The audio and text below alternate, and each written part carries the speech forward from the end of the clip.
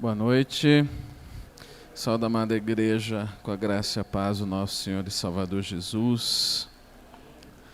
Graças a Deus pelos vídeos, pela formatura das crianças, muitas promovidas para novas classes, para novas fases. É bom ver os pequeninos crescendo na sabedoria e na graça. E também pela campanha de missões mundiais. Eu fiquei com uma leve impressão de que ela é inspirada na China. Eu não sei porquê, né? Talvez tenha a ver com o mapa da China, os vídeos da China e todos aqueles chineses, né? Me lembro do meu irmão que está na China. De quando em quando ele até consegue assistir. E realmente nós temos que orar pela igreja da China, porque o problema lá ele é, às vezes, um pouco diferente do que a gente imagina, né? Porque não são todos os cristãos que são perseguidos, são só os de verdade.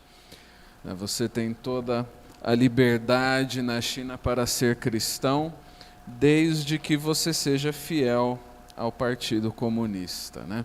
Então, se você vai na igreja do partido, houve a pregação que o partido separou, pregada pelo pastor que o partido escolheu, então você pode ser cristão. Mas se você quiser seguir a Bíblia e seguir Jesus, e Jesus às vezes discorda do partido, então aí você tem problemas, né? E nisso está também o desafio nosso, né? Não é difícil ser cristão no Brasil, a não ser que você queira ser cristão de verdade. Se você quiser obedecer a Deus em tudo, ser uma pessoa honesta e correta em tudo, ser uma pessoa que não mente, ser uma pessoa que não faz coisas que o Senhor se desagrada, ser uma pessoa que vive separada do pecado, aí fica difícil. Mas só ir para a igreja, é só ir para a igreja, não é verdade? Hoje em dia nem precisa, é só ligar o link, ficar lá com a visualização e fazer outra coisa, né? Quer dizer, vai aparecer lá que está online, mas nem necessariamente está vendo. Então, qual é o desafio? O desafio não é ser religioso, o desafio é ser verdadeiro. Ser religioso é muito fácil, é só você aceitar algumas regras básicas de comportamento, vestir a camisa de uma convenção, de uma religião, de um sistema, de uma instituição humana e já está ótimo. Mas ser verdadeiramente cristão e ter a vida de um filho de Deus, esse é o desafio que nem todo mundo assume, mas é o desafio que nós somos convidados a assumir nessa noite. Por isso, eu quero abrir com os irmãos na primeira carta de Paulo aos Tessalonicenses, capítulo 2. Primeira aos Tessalonicenses.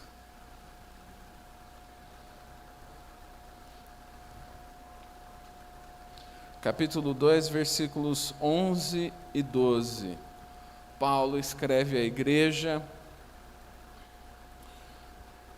pois vocês sabem que tratamos cada um como um pai trata seus filhos, exortando, consolando e dando testemunho, para que vocês vivam de maneira digna de Deus, que os chamou para o seu reino e glória. Né? Ainda em outra versão, exortando, consolando e admoestando. Né? Então, qual é o objetivo que nós temos aqui quando nós vimos para a igreja, nós comparecemos a este lugar, seja presencialmente, seja virtualmente, né? É receber essa exortação, essa consolação, essa admoestação, para que aprendamos a viver de maneira digna de Deus. E é sobre isso que eu quero falar com os irmãos essa noite, vivermos de maneira digna de Deus, sermos de verdade, né? Ser de mentira, ser imitação não é difícil. Nós vivemos nos padrões mais baixos e do jeito mais simples, isso aí qualquer um consegue, mas viver de maneira digna de Deus é um objetivo muito alto. E é algo que nós não conseguimos sem a ajuda constante do Espírito Santo de Deus. Tendo lido esse texto, vamos orar. pedindo a misericórdia de nós sobre nós, misericórdia de Deus sobre nós, misericórdia de nós. A nossa misericórdia não faz nada não, irmãos, ela não presta para muita coisa. Misericórdia de Deus sobre nós, para que aprendamos a palavra. Senhor, eu agradeço por estar aqui com os meus irmãos, eu agradeço que o Senhor tem conduzido nossas vidas até esse momento. Eu coloco diante de Ti, Senhor Deus, a Tua palavra, para que o Senhor abençoe essa palavra nos nossos corações, Deus. Tua palavra é bendita, Tua palavra é perfeita, mas, Senhor Deus, muitas vezes cresce num solo imperfeito, num solo que não está bom para receber esta semente. Eu peço, Senhor, abençoe a palavra para que ela nos cure também, Senhor Deus. Nos cure de maneira a essa mesma semente já brotar, removendo as pedras, removendo os espinhos, removendo, Senhor Deus, toda a ansiedade, removendo, Senhor Deus, toda a distração com as coisas deste mundo, todo o amor por este mundo e pelas coisas passageiras, para que a Tua palavra cresça e frutifique em nosso coração, e seja firme, e seja palavra de salvação, em nome de Jesus, Deus. Eu peço que o Teu Espírito Santo esteja aqui no nosso meio, nos fazendo lembrar da Tua palavra, para que possamos guardá-la no coração, para não pecar contra Ti, Senhor Deus, e praticá-la todos os dias, até a volta do nosso Senhor Jesus Cristo. Amém. Como é que nós podemos, então, aprender a viver de maneira digna de Deus? É a pergunta. Porque eu não vejo algo mais difícil. Todos nós, não digo todos nós, eu ainda estou no processo de conhecer a igreja, mas muitos de nós, quando somos crianças, nós temos grandes sonhos, Muitas crianças sonham em ser jogador de futebol, ser bombeiro, ser astronauta, ser um cantor famoso, um ator de Hollywood e esse tipo de coisa. Aí a gente vai ficando mais velho e os sonhos vão ficando mais práticos, O meu sonho é ter um emprego, Meu sonho é ter um carro, só um, não precisa ser 10, um tá bom, tá ótimo, eu gostaria de ter um carro, E os nossos sonhos vão ficando mais práticos, só que tem um sonho e um objetivo que ele é muito grande, que é viver de maneira digna de Deus. Isso aí parece impossível.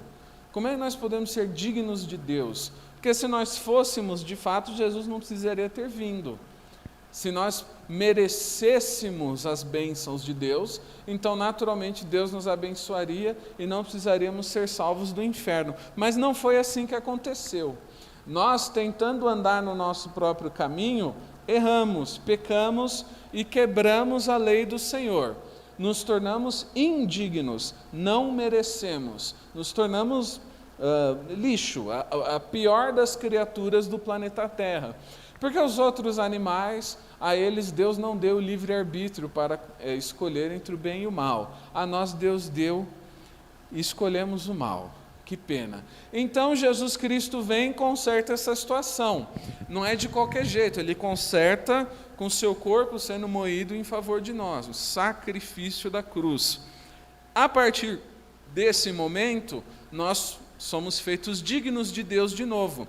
Mas ainda somos feitos da mesma gosma, ainda temos o mesmo livre-arbítrio e temos a mesma inclinação para o pecado. Ou seja, Cristo resolveu, mas nós certamente iríamos estragar tudo de novo. É como uma criança que joga bola dentro de casa, ela quebra o vaso, Deus vai lá, conserta o vaso, mas deixa a criança no mesmo lugar com a mesma bola. Evidentemente, estávamos apenas esperando que alguma coisa acontecesse para estragar tudo de novo. O que Deus faz? Ele nos envia o Espírito Santo. O Espírito Santo nos ensina a viver de maneira digna de Deus. Quando nós temos o Espírito Santo dentro de nós, nós não vivemos de acordo com as nossas vontades. Então nós temos vontade de pecar, de fazer aquilo que é errado, a carne luta contra o Espírito, a carne quer resistir ao Espírito de Deus, mas aquele que tem o Espírito Santo dentro de você, busca a vontade de Deus. E é por isso que nós temos a possibilidade de viver de maneira digna de Deus.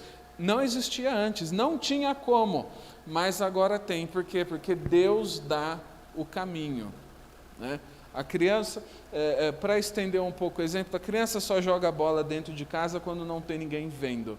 Né? Então, se o pai está ali, está vendo e está falando não, a criança fica esperta. É melhor eu ficar quieta aqui, quando ele for para a cozinha eu jogo bola e quebro o vaso de novo. Né? Misericórdia, o ser humano é muito caótico. Né? Então, o que o Espírito Santo faz? Ele é a presença de Deus, ele é o não estar sozinho, ele é aquele não é um sentimento, o Espírito Santo não é um sentimento, o Espírito Santo é o próprio Deus, mas aquele que tem o Espírito Santo tem junto com o Espírito Santo o sentimento de que Deus está vendo o que eu estou fazendo. E o que eu estou fazendo importa, porque eu estou fazendo diante de Deus. O Espírito Santo desperta a nossa consciência para o bem, e não a consciência para o mal. Nossa consciência para o mal, ela já é despertada. Nossa consciência para o mal é perfeita. Nós sabemos fazer tudo o que é de errado e ninguém precisa nos ensinar. Você nunca precisa ensinar uma criança a mentir. Um dia ela mente, mesmo que você nunca tenha mentido para ela. Um dia você vai perguntar para o seu filho fedido: você fez cocô? E ele está lá com aquela fralda carregada, né? E ele vai fazer assim: não. E ele está mentindo. Quem ensinou esse bichinho a fazer isso aí? Ninguém. Ele nasceu com a inclinação do mal. A consciência do mal, nós já temos ela. O que nós precisamos desenvolver é a consciência do bem. É a consciência da vontade de Deus, daquilo que é certo, daquilo que agrada ao Senhor, e daquelas coisas que, apesar de agradarem o Senhor, não nos agradam. E por isso são difíceis. Não é porque Deus pede coisas que a gente não consegue fazer. É que Deus pede coisas que a nossa carne não tem vontade de fazer. O que é muito diferente. Né?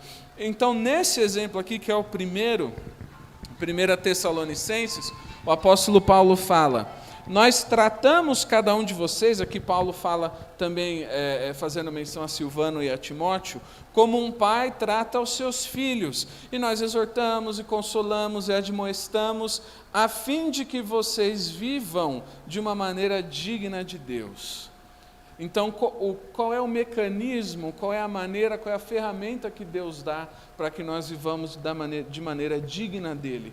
Ele dá apóstolos, profetas, evangelistas, pastores e mestres. Ele dá pessoas que ensinam o povo de Deus. Olhando para a vida de pessoas que são dignas de Deus, nós aprendemos a viver de maneira digna de Deus. Isso fica muito claro quando nós lemos Hebreus capítulo 13, versículo 17. E não está muito longe, não? Então a gente pode ir para lá. Hebreus capítulo 13, versículo 17. Que diz o seguinte: obedeçam aos seus líderes e submetam-se à autoridade deles, pois zelam pela alma de vocês, como quem deve prestar contas. Que eles possam fazer isto com alegria e não gemendo. Do contrário, isso não trará proveito nenhum para vocês. Deus, ele não erra. Isso é uma coisa meio óbvia de dizer.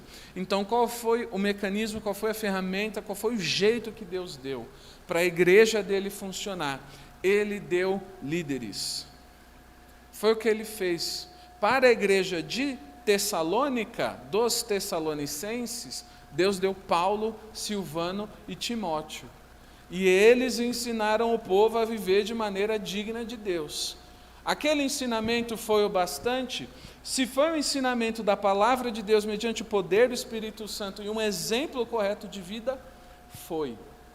Porque é muito interessante nós nos lembrarmos do dia do Pentecostes. Isso é uma coisa interessante da minha linha de trabalho. Eu estava revisando um texto essa semana, e era um livro cristão, né? E aí eu acabo sendo pastor e trabalhando com livros cristãos. Eu nem preciso ler livro de crente, só Bíblia mesmo, né? Porque os livros eles acabam aparecendo no meu caminho. E o autor ele faz uma consideração muito interessante sobre Pentecostes, lá no começo de Atos. Ele fala que o Espírito Santo desceu, e todo mundo viu o Espírito Santo descer, como línguas de fogo, e as pessoas começaram a profetizar, e falaram em línguas estranhas, e todo mundo viu. Só que as pessoas só se converteram depois que Pedro pregou. Pedro começou a pregar e falou: olha, isso aqui é Jesus, é tudo Jesus, é Jesus, vamos falar de Jesus. E por meio da pregação o povo se converteu, porque a experiência com Deus, a coisa que a gente vive com o Espírito Santo, ela é real, mas se nós não temos o conhecimento da palavra de Deus, se nós não temos o conhecimento que nos é passado, a gente não entende o que é aquilo. A gente vive um negócio bom, toda experiência com Deus é boa, e Deus abençoa os justos e os injustos. Não tem como falar que Deus abençoa quem merece e quem não merece. Ninguém merece. Se merecesse não seria bênção, seria um prêmio, seria uma recompensa, um galardão. Isso aí é só na vida que há de vir. Galardão aqui é sofrer por Cristo. Isso aí está lá em 1 Pedro no capítulo 3. Então, como é que o pessoal consegue processar a sua experiência com Deus? Através da pregação de Pedro. Porque Pedro coloca em palavras que as pessoas conseguem entender o que está acontecendo e por que está acontecendo. E muitas vezes a gente não quer fazer isso que a Bíblia está falando, não quer passar pelo que a igreja de Tessalônica passou, que é ser exortado, ser consolado, ser admoestado. Exortado pode ser sinônimo de ser encorajado, e admoestado pode ser sinônimo de ser corrigido. Nem sempre a gente quer passar por essas coisas, o que é natural. Não é porque é difícil, é porque a carne não quer. Deus colocou, nós não queremos, mas se a gente quiser chegar ao ponto de sermos dignos de Deus, isso é, vivermos uma vida digna de Deus, então nós precisamos ser ensinados, precisamos prestar contas. Um dos grandes problemas dessas mega lideranças, uma coisa que me preocupa nessas mega igrejas, é que você tem uma estrutura na qual uma pessoa se submete a outra, e vai subindo, e você sempre chega lá em cima, e você tem um cara que não se submete a ninguém, o que torna tudo um grande exercício de futilidade. Quer dizer, você tem uma ordem de submissão que está descolada da autoridade de Deus. Quando na Bíblia todos somos submissos, todos devemos prestar contas. E aqui a Bíblia fala: obedeçam aos seus líderes.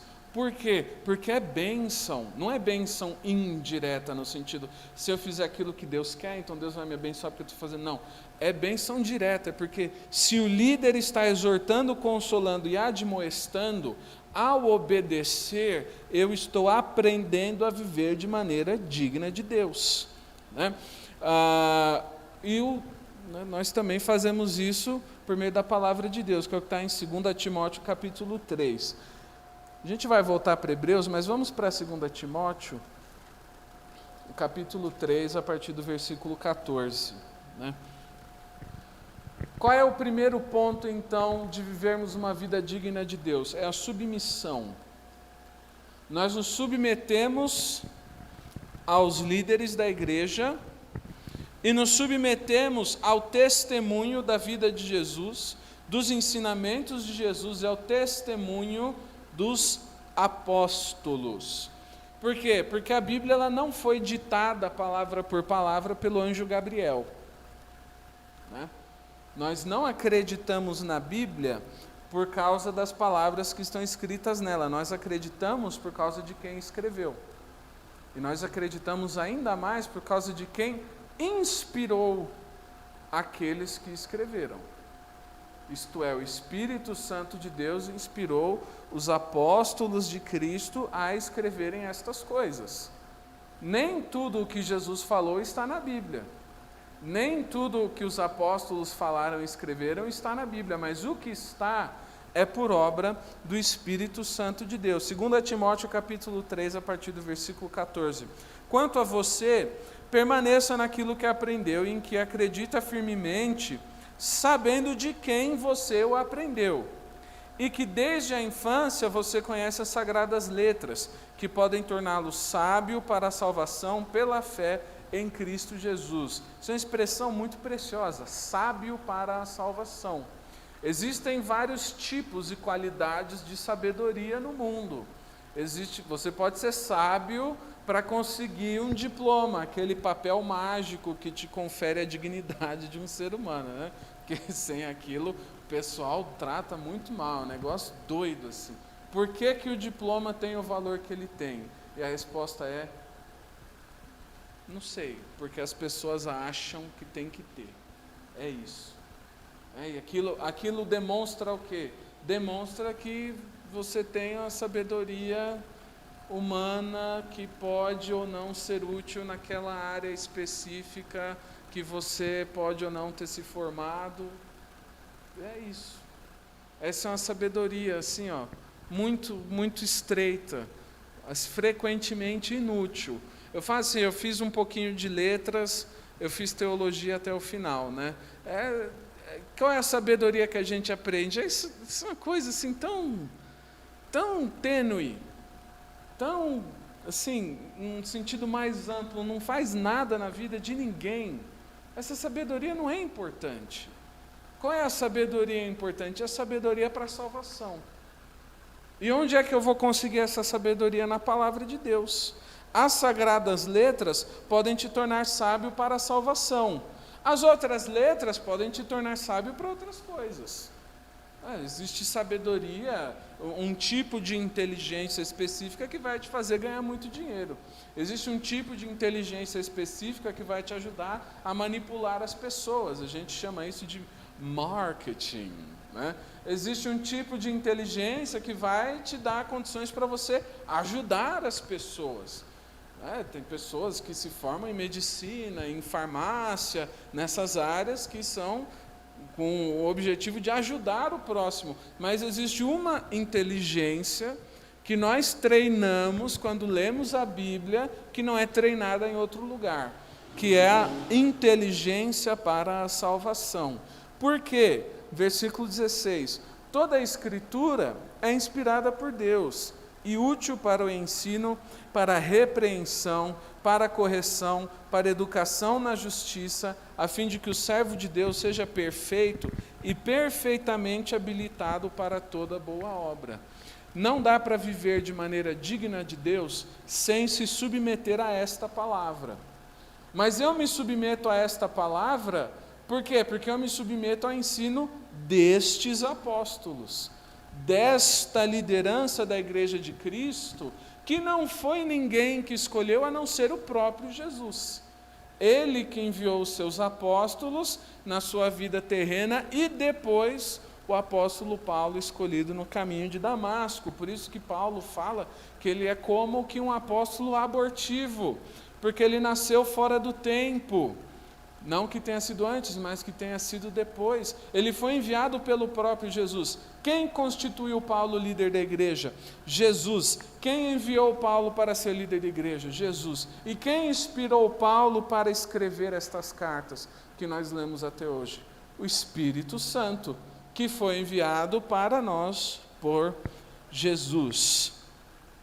Agora eu tenho uma pergunta retórica. É óbvio, né? Geralmente as perguntas são retóricas nesse contexto. O que é mais importante? O que Jesus disse no livro de Mateus ou o que o apóstolo Paulo disse no livro dos Coríntios? E muitas vezes a gente se sente tentado a falar: o que Jesus falou é mais importante. Eu vou ficar com a religião de Jesus e não com a religião de Paulo. Já ouviu isso? Eu ouvi isso, não foi uma, duas vezes, não. Tem um povo que acredita nisso aí. Mas é a mesma Bíblia. O que Jesus falou não foi Jesus que escreveu. Eu tenho que confiar em Marcos, eu tenho que confiar em Mateus, eu tenho que confiar em Lucas. Eu tenho que confiar nas mesmas pessoas que escreveram o restante do Novo Testamento. E por que eu confio? Porque foram escolhidas, enviadas por Jesus. Eu confio em Jesus e por causa de Jesus eu confio nestes, que são servos dele, porque faz parte do plano de Deus, para que a minha vida seja perfeita, que eu me submeta à autoridade. Isso é inescapável, não tem negociação com Deus. É necessário.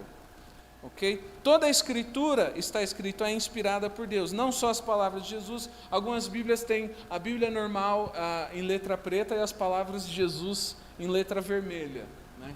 Não sei porquê, não sei quem teve essa ideia. É uma ideia editorial divertida, mas não é mais importante, porque a Bíblia fala que toda a Escritura é inspirada por Deus.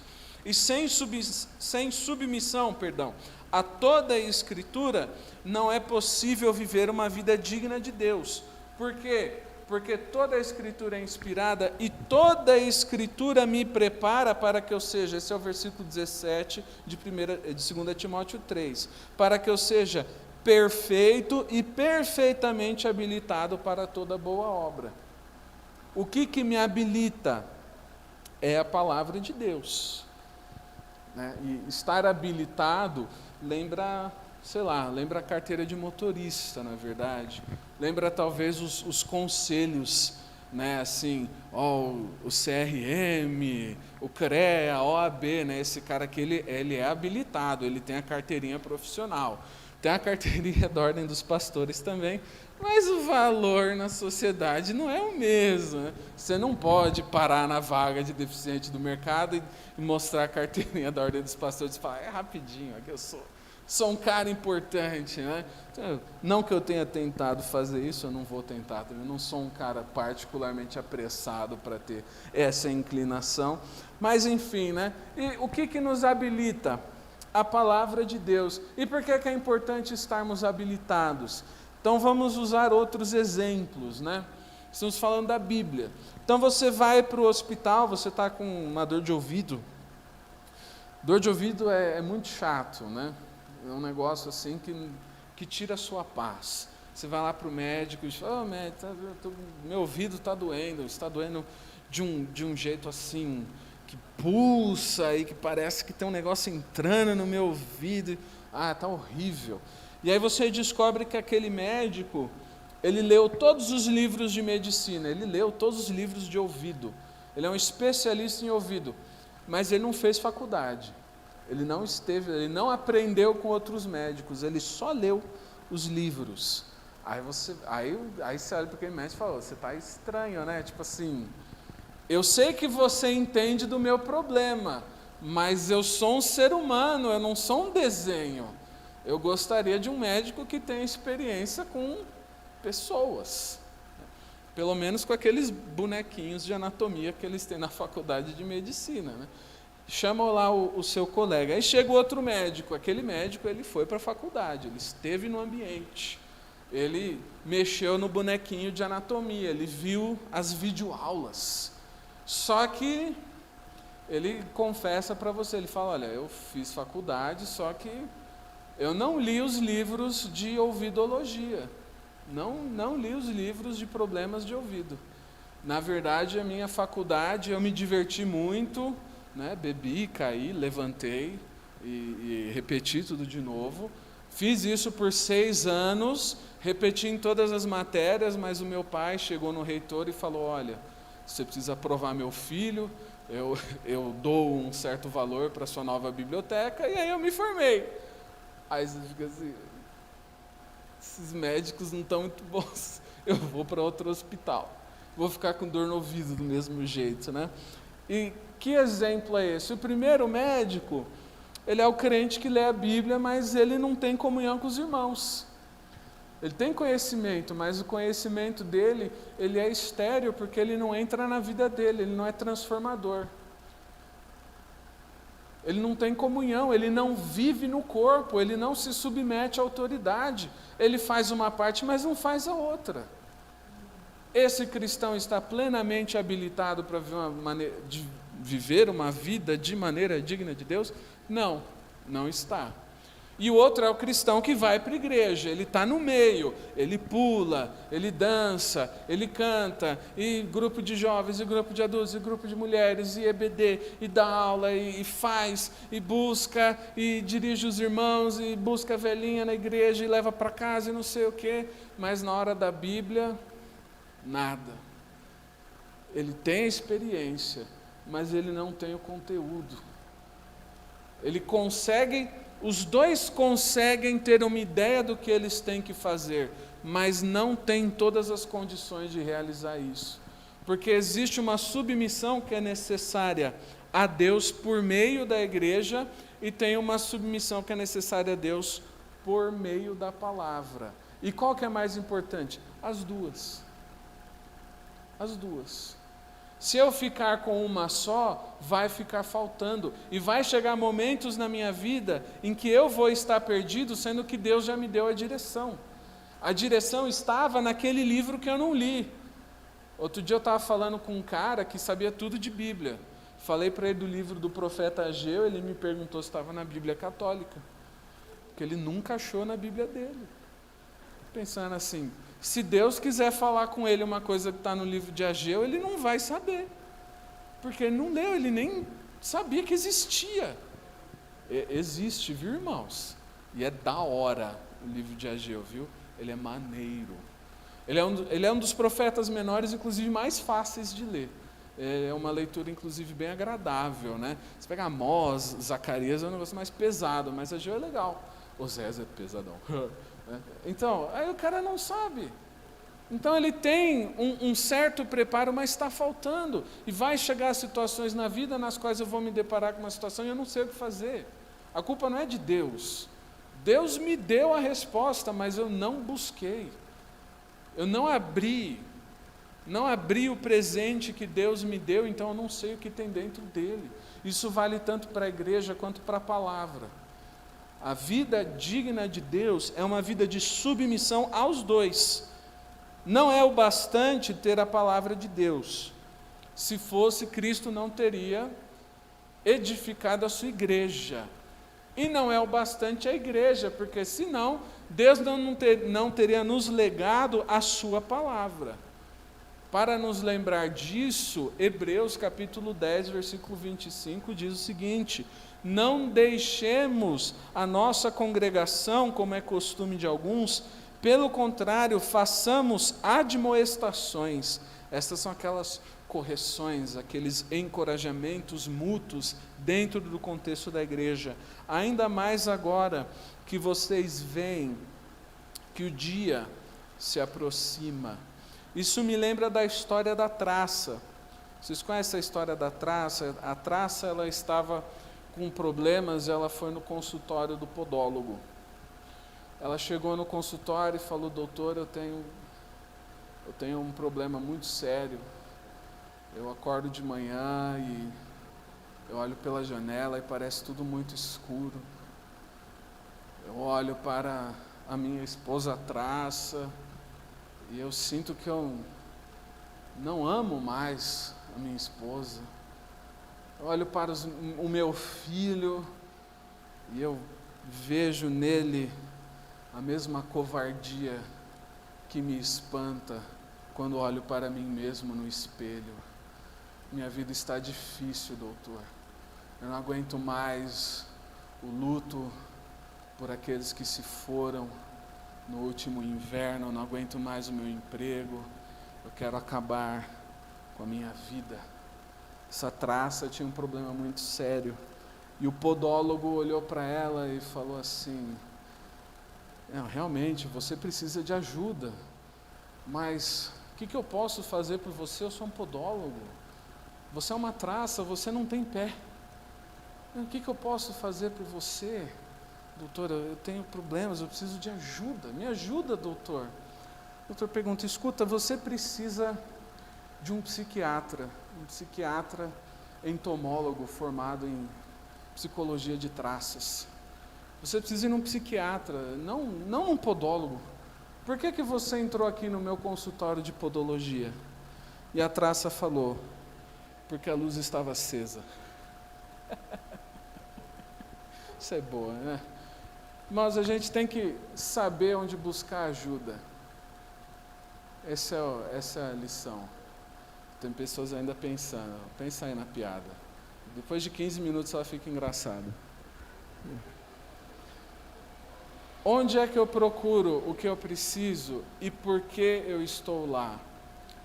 Não adianta eu estar no lugar certo pela motivação errada. Não adianta eu estar na igreja para fazer amigos se eu não me submeto aos ensinamentos de Cristo.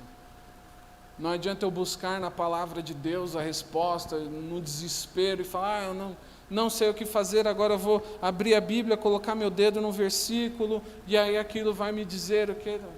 Eu tenho que buscar no lugar certo, eu tenho que buscar com os motivos certos. E o motivo certo é a submissão a Deus. O motivo certo é fazer a vontade de Deus na minha vida. Eu tenho só mais 2 temas para explorar brevemente, que são a vida coesa com os mandamentos de Deus em primeiro lugar, e esse está em Romanos no capítulo 2. Então, se a gente pode voltar para o livro dos Romanos.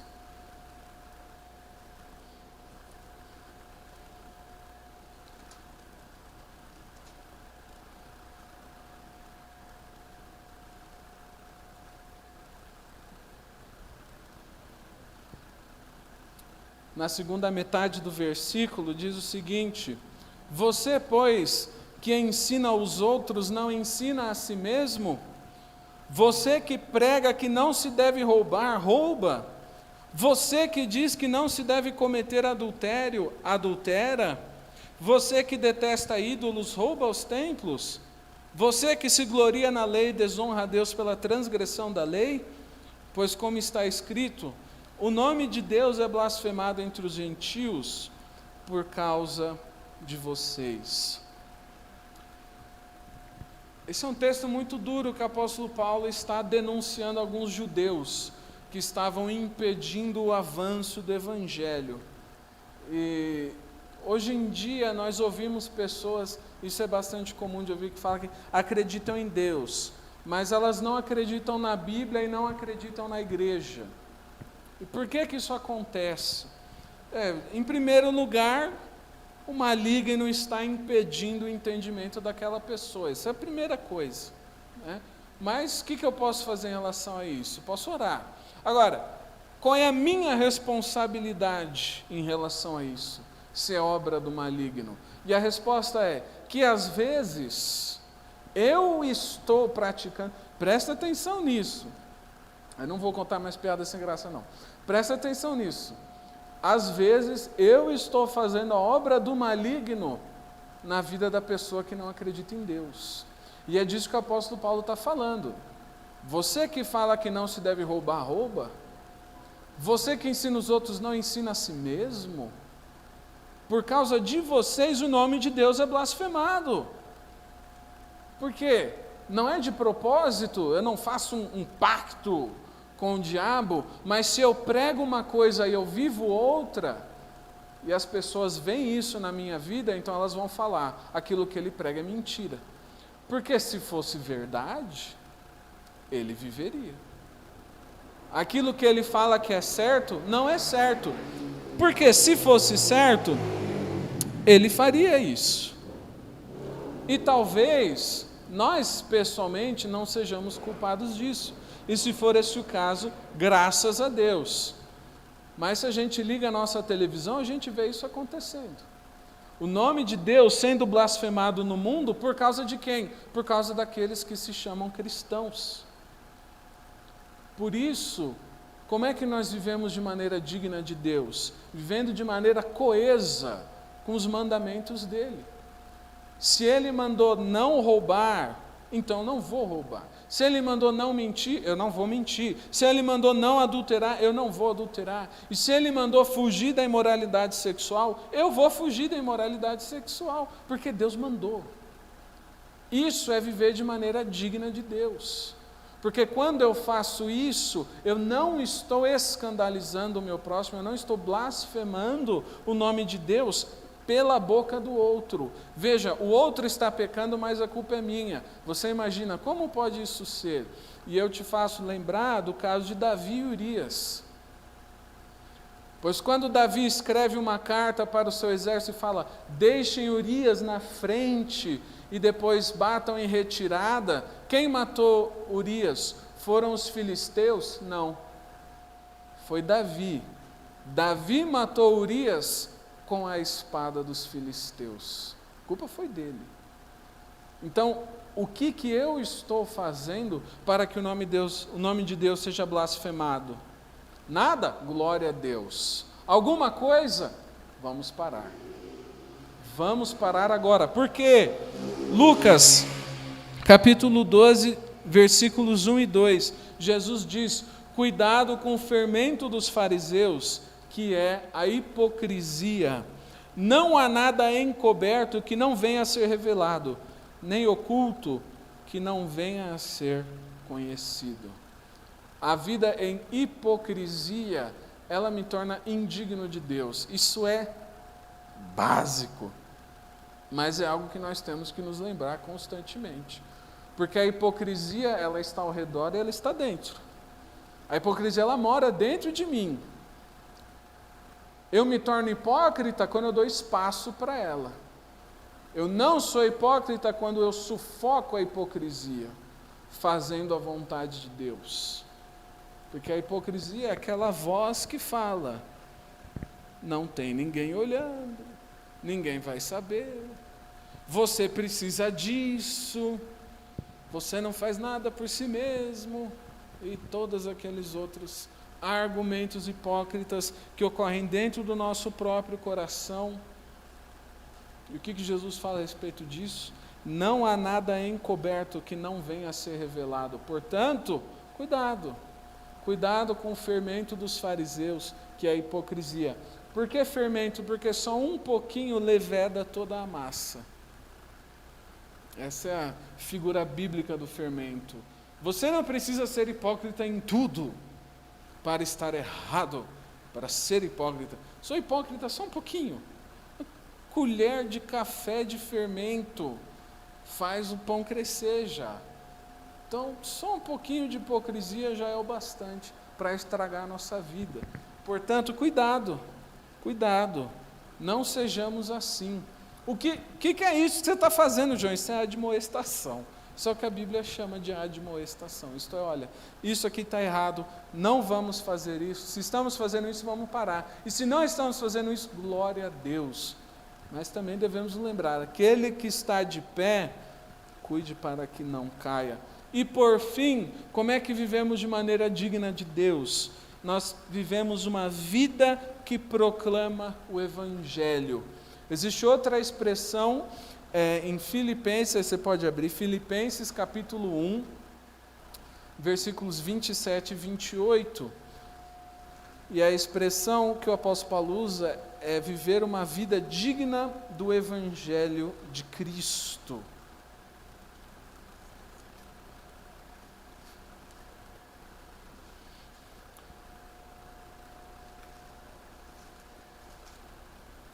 Filipenses capítulo 1, versículos 27 e 28.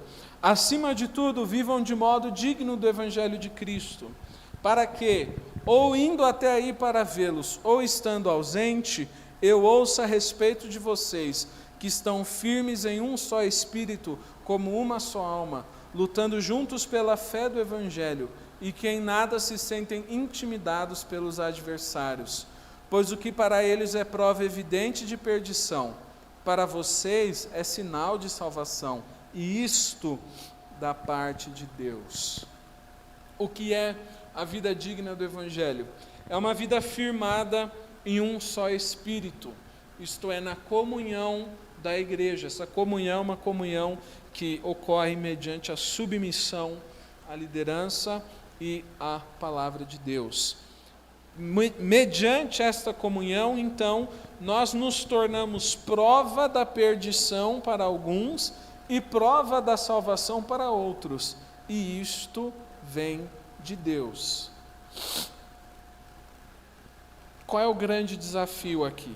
O grande desafio é nós termos uma vida que ela é tão digna de Deus, que ao eu entrar em um lugar, a minha vida é uma mensagem de salvação e de perdição. Nossa, uma mensagem de perdição, mas que coisa horrível, coisa horrorosa, ninguém quer ouvir isso. Mas este é o Evangelho. O Evangelho é salvação para o que crê e condenação para o que não crê. Se eu vivo uma vida digna do Evangelho, é isto que minha vida está sinalizando. E não é porque eu quero julgar, não. A Bíblia fala, não julgueis para que não sejais julgados. Não é isto. É o seguinte, eu vou contar o exemplo de um amigo. O cara não era nem crente, para você não achar que eu estou querendo puxar a sardinha para os cristãos. Ele é um músico, você sabe como são os músicos, né? Alguns deles usam drogas. E ele estava com seus amigos músicos, e eles estavam usando drogas. Foi uma história bem clara, né? Sem muitos rodeios. E aí chegaram para ele e falaram: ei, amigo músico, você é músico, você quer usar drogas? E ele falou: não, obrigado, não gosto, não curto, sei lá o que ele falou, não compactuo com essas atitudes. Ele teria falado se fosse mais batista, né? E aí olharam para ele e falaram: escuta, você acha que você é melhor do que nós? Sabe por quê? Porque quando você tem uma vida correta, a pessoa que está errada vai olhar para você e vai ficar incomodada. E o único jeito de não incomodar aquela pessoa é de errar também. Você vai fazer isso? Não vai, né? Não vale a pena. Eu preciso manter minhas amizades, eu tenho que falar as palavras que eles falam, eu tenho que ir nos lugares que eles vão, eu tenho que fazer as coisas que eles fazem. Não, porque eles estão andando em um caminho e você está andando em outro caminho. Estão andando em uma direção e você está andando em outra direção. E quando você é correto, quando você é certo na sua vida, quando você tem uma vida digna, a sua vida proclama o Evangelho de Jesus Cristo. E aí você não precisa apontar o dedo para ninguém. Porque quem perde o tempo apontando o dedo para os outros é uma pessoa que tem medo de olhar no espelho e enfrentar os próprios defeitos. A vida digna de Jesus é o seguinte: eu olho o que tem de errado na minha vida, a minha hipocrisia, o meu pecado, e eu dou um jeito nisso. Eu dou um jeito nisso para quê? Para ser o bonitão? Para ter autoridade? Para poder julgar as pessoas? Não, para agradar a Deus. E quando o meu objetivo é Deus, minha vida prega o Evangelho. Que as pessoas vão olhar para mim, vão olhar para você e vai falar: como é que você pode viver desse jeito? Como é que você pode estar feliz nessa situação? Como é que você pode ter essa esperança? E aí você fala: é Jesus. Porque a sua vida proclama o Evangelho. Viver uma vida digna do Evangelho é ser sinal de perdição e de salvação. É ser sinal de diferença. Isso é ser uma pessoa santa, uma pessoa separada das contaminações do mundo. Agora, se nós conhecemos a maneira que Deus escolheu para nós vivermos nesse mundo, a maneira digna, essa é a palavra que eu quero falar essa noite, digna, na verdade eu já estou terminando. Então Deus nos separou para sermos santos, dignos, para sermos a raça eleita, os sacerdotes reais, os sacerdotes do Rei Jesus, gente digna. Para isso Deus nos chamou. Então, como é que nós vamos viver? Nós vamos viver como qualquer pessoa? Nós vamos viver de acordo com os padrões do mundo? Não foi para isso que Deus nos chamou. Foi para a santidade que Deus nos chamou. Foi para essa vida digna, essa vida correta, essa vida sem pecado, essa vida de caráter, essa vida de firmeza no Espírito Santo de Deus. Foi para isso que Deus nos chamou. Não foi para viver mediocridade, não foi para viver bagunça, não foi para viver hipocrisia e não foi para viver no pecado. Deus nos chamou. Eu creio nisso, irmãos. Eu não falo isso como simplesmente um ato religioso. Eu creio que Deus nos chamou. Eu não estaria aqui se Deus não tivesse me chamado. Não foram pessoas, Deus nos chamou para que tivéssemos uma vida que agrade a Ele. Então, vamos vivê-la. O mesmo Evangelho que é prova de perdição para uns, é prova de salvação para os outros. Quando nós vivemos de maneira digna do Evangelho de Cristo, nós mostramos com as nossas vidas a nossa própria salvação. E com o nosso comportamento damos oportunidade para que os outros também sejam salvos. Porque ao olhar para nós, e todo cristão é referência, uma coisa muito curiosa que acontece, quando você é um cristão verdadeiro, as pessoas olham para você para aprender a respeito de Deus. Sempre, sempre, sempre vão olhar para você antes de olhar para a Bíblia. Inclusive esse povo aí que leu a Bíblia inteira e não sabe quantos livros tem nela, povo esquisito, vão olhar para você. Então vão olhar para a sua vida, vão olhar o quão é digna a vida deste cristão que está diante de mim. Porque se for uma vida perfeita, então aquela pessoa vai falar, realmente, este aí é de Deus. E meus irmãos, aí a porta do Evangelho está aberta. Aí quando nós falarmos de Deus, o nome de Deus não será blasfemado. As pessoas têm livre-arbítrio, cada um vai tomar sua própria decisão. A fé não é de todos. Mas nós proclamaremos o Evangelho de maneira digna. E o nome de Deus será glorificado entre os gentios por nossa causa. Mesmo as pessoas que não têm compromisso com Deus, vão olhar e vão falar, aquela pessoa é abençoada por Deus. Isso acontece. Por quê? Porque você obedece e Deus abençoa a sua obediência. Portanto, eu queria encerrar com o versículo, eu queria ter começado com esse versículo. Esse versículo é muito bom. Romanos 11, 22, todos os versículos são bons, mas acho que em cada fase da nossa vida, alguns falam mais alto que outros. Por isso é importante estar lendo a Bíblia constantemente. Se você já leu a Bíblia inteira, graças a Deus. Deus seja glorificado na sua vida, mas não pare. Porque a cada momento, as coisas vão mudando e Deus vai falando coisas diferentes. Romanos 11, 22, esse texto aqui ele foi aceso na minha mente essa semana. Considere, pois, a bondade e a severidade de Deus. Para com os que caíram, severidade, mas para com você, a bondade de Deus, desde que você permaneça nessa bondade. Do contrário, também você será cortado. Os capítulos 10 e 11 de Romanos falam a respeito da igreja e de Israel, né? Desse conflito que existe entre os judeus e a igreja dos gentios. E aqui o apóstolo Paulo está falando daqueles que conheceram o Senhor antes, que eram ramos de Abraão, que tiveram experiências com Deus, mas caíram. Caíram pela sua rebeldia, porque escolheram uma vida de pecado. E nós, os gentios, fomos aqueles que fomos enxertados na árvore, pela bondade de Deus. Agora, o que o apóstolo Paulo nos exorta a fazer? Permaneça nessa bondade. Permaneça nessa bondade.